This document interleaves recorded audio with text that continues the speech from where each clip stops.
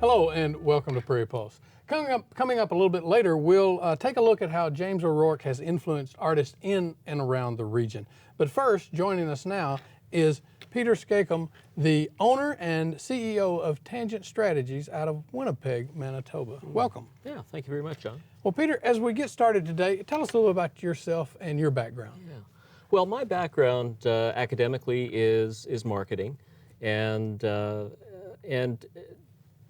selling is a big part, a big component of marketing. And Tangent Strategies is a marketing strategy company. And our job in the marketplace is primarily to work with companies that may be losing market share, maybe not growing as quickly as they thought they might, or there may be some additional competition that moves into town or into their region, into their market, and it begins to affect their company in a negative way.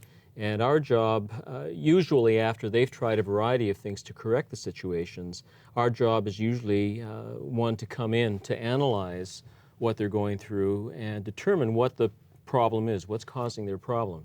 And then our job beyond the analysis is to develop a marketing strategy and the tools within the strategy to ultimately turn their situation around.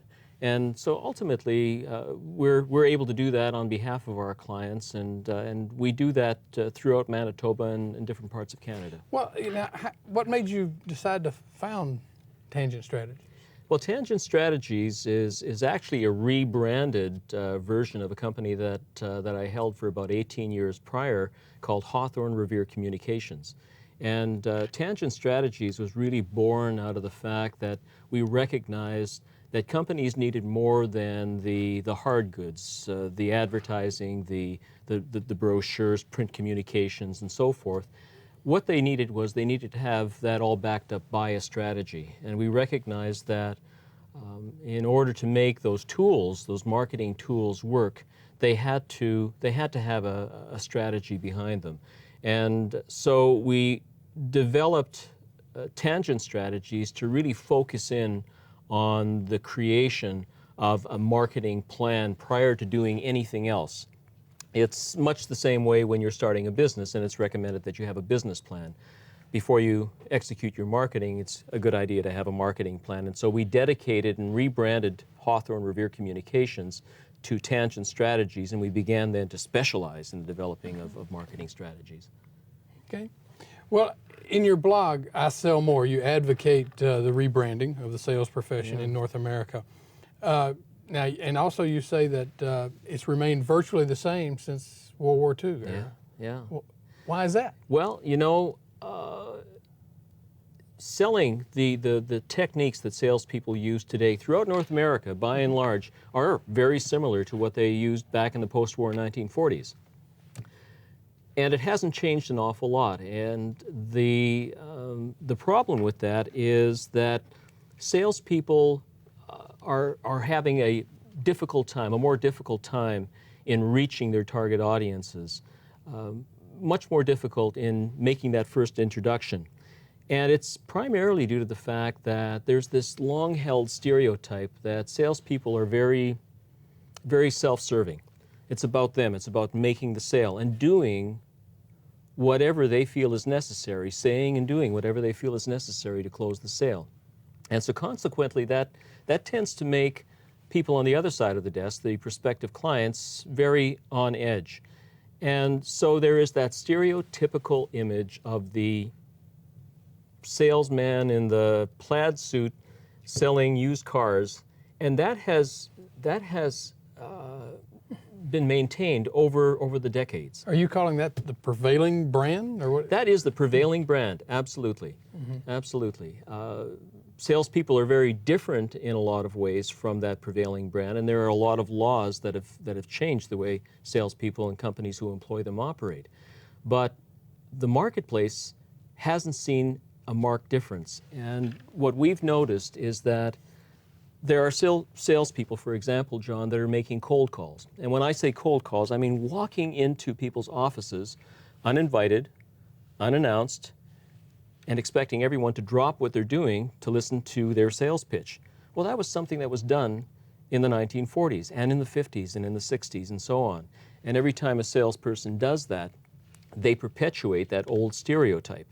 And so what's happened is selling has always been and continues to be very adversarial. Sales prospective clients have evolved. The buyer today is much more educated, much more highly educated, much more sophisticated, very market savvy. In fact, has seen and heard all of the sales tactics, if you want to put it that way. And frankly, when they are assaulted by a cold call or things like that, it's an insult to their intelligence. So the market has evolved, and selling, unfortunately, has not. And it's created this rift, this huge divide between buyer and seller. Well, so that brand hinders, who and how. It does. It hinders everyone. It hinders you, and it hinders me. It hinders our economy, because the scenario is one where a lot of time is wasted in the usual sort of parry and thrust, the back and forth between buyer and seller. Both parties are part of the dance. Both are trying to get as much from each other as they possibly can at the expense of the other. So a huge amount of time is wasted. And in a situation where our economy is already weakened, selling in that old traditional model is not helping our economy get back to the robust health that it once had. So in effect, the old model of selling is hampering us all. Okay. Well, academically, you said your background is marketing. Your experience is sort of in both selling now and marketing. How do you rationalize the two disciplines in the context of rebranding?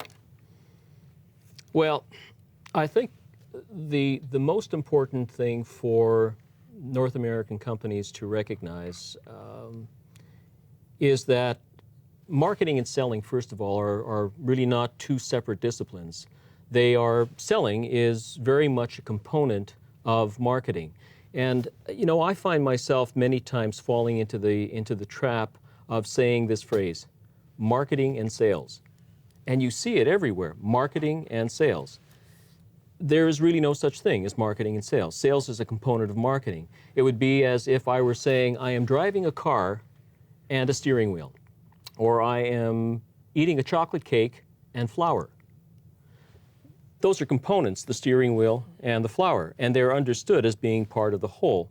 And because they're understood, we just say, I'm eating a chocolate cake, I'm driving a car, and we don't talk about the components. However, for some reason or another, and it sort of harkens back to not really understanding selling and in some cases what marketing really is we say marketing and sales. The concern is that marketing cannot happen without selling, as much as a cake can't be baked without flour or a car without a steering wheel. But in the same breath, I'd also say that selling cannot exist without the other components of marketing, which are advertising, selling, public relations, promotion, social media, a variety of things that constitute marketing. They are all components, and in most cases they are supportive and should be used as supportive components for the salesperson that is out in the field. When that doesn't happen, when a salesperson is simply out there with a quota and with a timeline, and the boss says, you have to meet quota and you have to do it in X time, the implied message is, if you don't, you're probably out of a job. So what happens in that situation is salespeople go out and they are almost put in a situation where they have to do whatever they have to get the sale to meet quota to keep their jobs. And it's unfortunate that there isn't even an alliance between employer and salesperson. So the rebranding almost has to begin at the employer salesperson level. And if it doesn't, the salesperson is out perpetuating the old stereotypes and just making things tougher on himself and the market as a whole. Well, in your blog, you write about the powerful alliances. Yes. And is that the aspect, that has to be there to connected to rebranding the sales profession? Yeah, where we are right now is selling tends to be basically adversarial. Buyers really dislike being sold to today. In fact, I would go as far as to say they hate being sold to. It's an insult to their intelligence. And so they back away from salespeople, and that's one of the reasons why it's so tough for salespeople to make inroads in a new relationship, developing a new relationship. Where selling needs to change, where it needs to rebrand, is to become an alliance, not adversarial, but salespeople need to be seen by the marketplace as allies, as people who will work with the potential buyer. When that doesn't happen, that is when so much of the time is lost.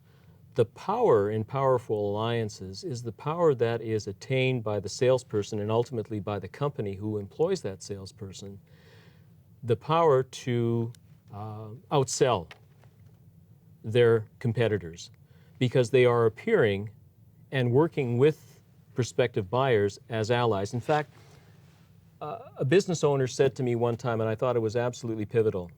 She said, "Peter, what I need is a collaborator. I need someone I can trust. I need an ally. I don't need another salesman." And I thought, that's exactly what the entire marketplace is saying, is we don't need another salesman. We need allies, people who are going to work with us. And if we're going to bring this economy back, that's where we have to go. And perhaps this is the best time of all to rebrand the sales profession. Was there a catalyst that made you want to become an advocate for rebranding the sales profession? Yeah, there actually was a catalyst, John. I've been selling pretty much all my life. In fact, I began selling subscriptions to our local newspaper back when I was about 11 or 12 years old, and I've been selling ever since. And throughout the years, from time to time, all salespeople take courses to brush up on their skills. And I think it was perhaps about 10 years ago, I decided to enroll in a sales course, a national sales course, to do that for myself, to brush up on my skills. And I remember as if it were yesterday, the instructor saying to the class, the first words out of his mouth were, "Customers lie to salespeople." Customers lie to salespeople.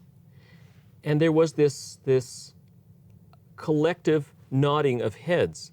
I don't know if we all recognized we were doing it, but everyone was going, yeah. There was this revelation that was sort of unspoken. We perhaps didn't even admit it to ourselves. Customers lie to salespeople because there is this level of disrespect based on that old stereotype of the used car salesman. And I thought, it took a couple of years to have that line, those words resonate. And then at one point, I asked myself, okay, I agree with that. It's true.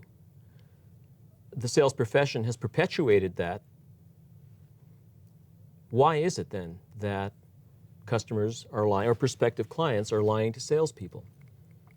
And I would say the answers that I got to that question really became the catalyst for developing powerful alliances and becoming an advocate for rebranding the sales profession from the adversarial position it currently holds to a position of alliance in the marketplace.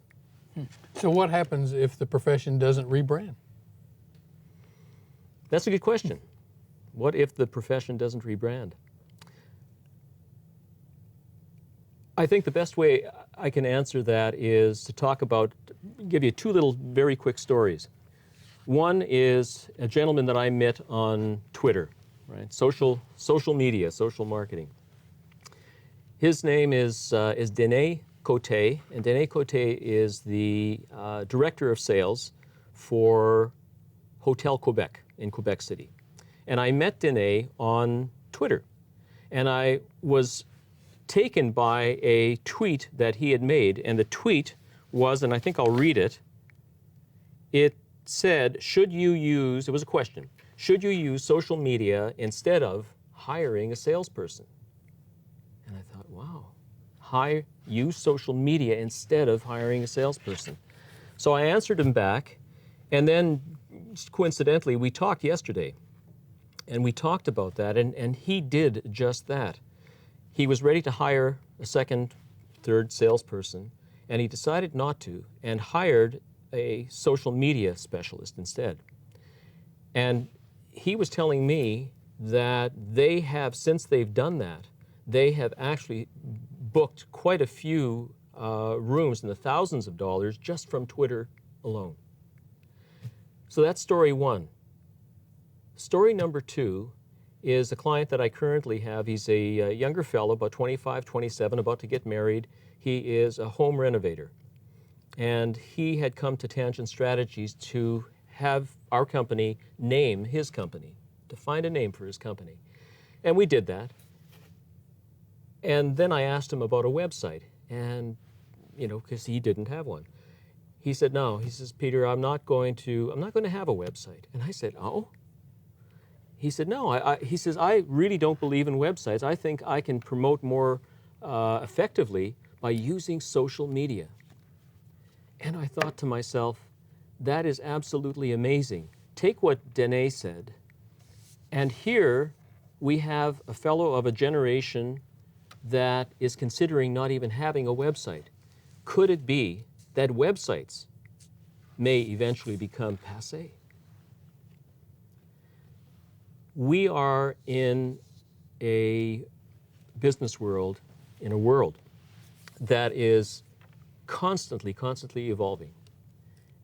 And those two stories speak to an evolution that tells the sales profession, if we, and I consider myself a member of the sales profession, do not evolve into that alliance posture, those that don't will fall away and become extinct, like most things that don't evolve, extinct species. Those that do will survive, and will survive profitably. So who is responsible then for the rebranding? The individual themselves, or the?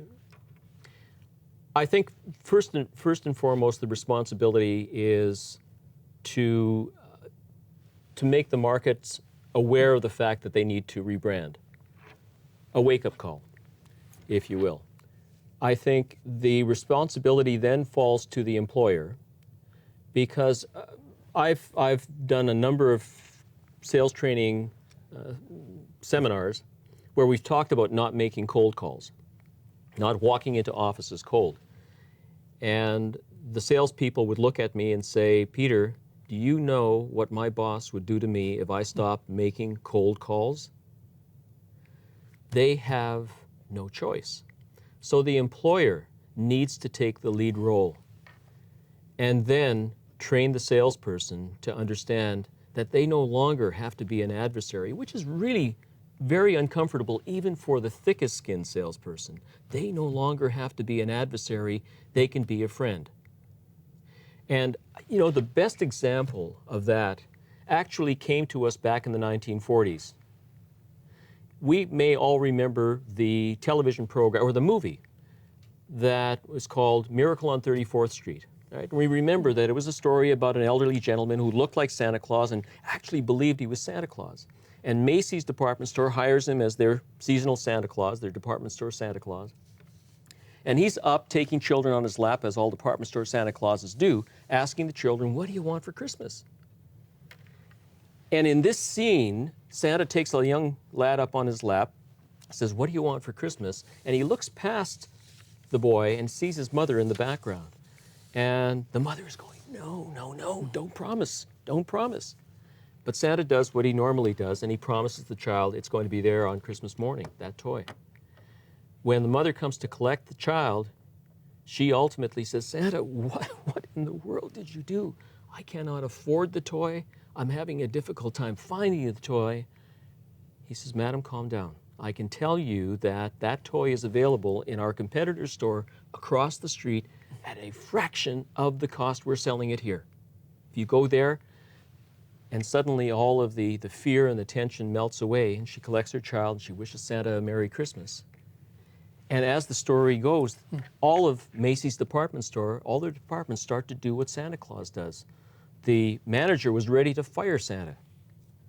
But what Santa was doing was becoming an ally, serving the client in that fashion. And the clients came back in the story even stronger and more loyal.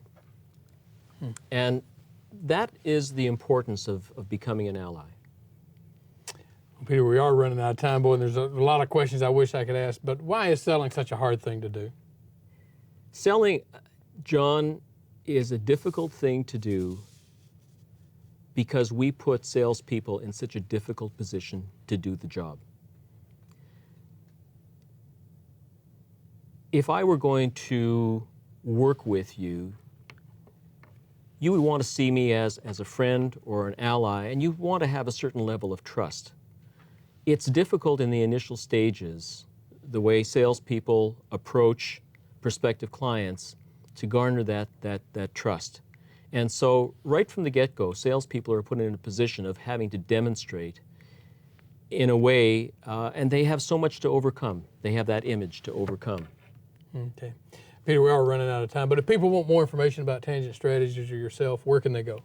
They can come to our website. We do have a website.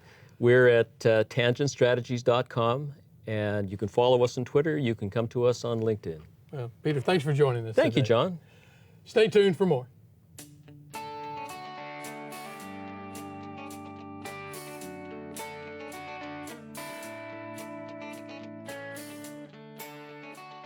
For many years, James O'Rourke of Moorhead has helped regional artists launch their professional careers.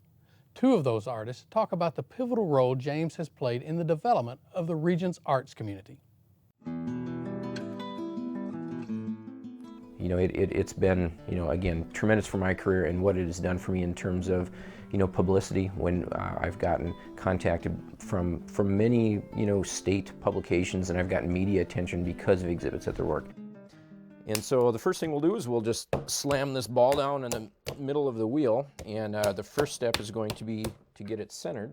So I'm going to put a little bit of water on here. I'm going to press down on the clay.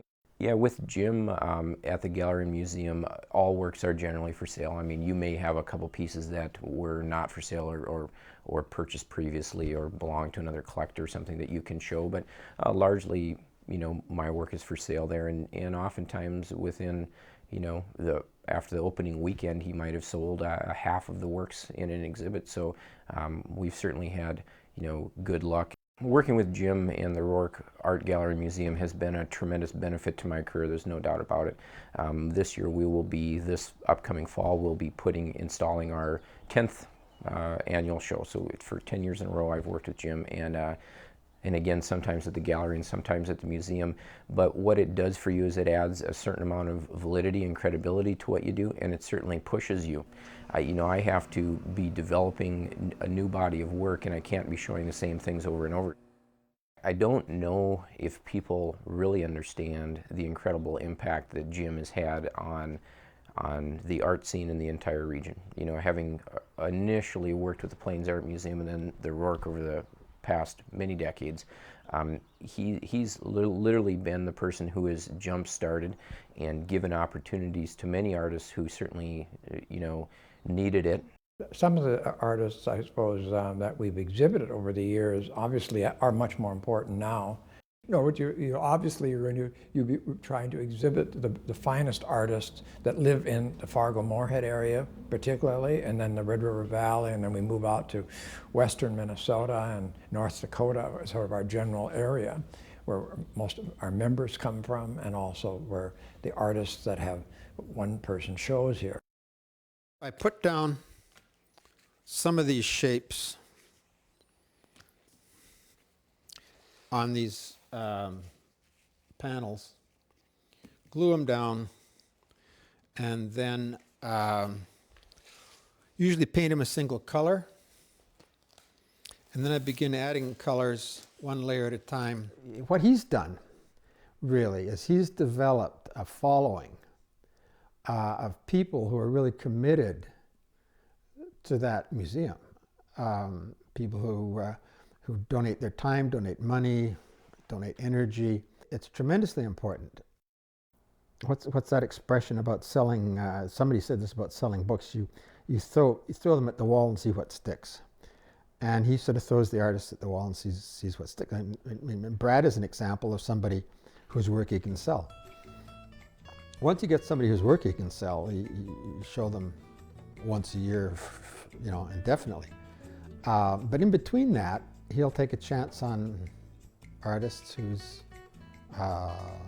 may have a big reputation, may have no reputation at all. We have a strong commitment to artists of our time and place. We've done this from the day we opened. I think that museums are sort of doing a disservice to their artists in their own community if they do not exhibit their work. Well, that's all we have on Prairie Pulse for this week. And as always, thanks for watching.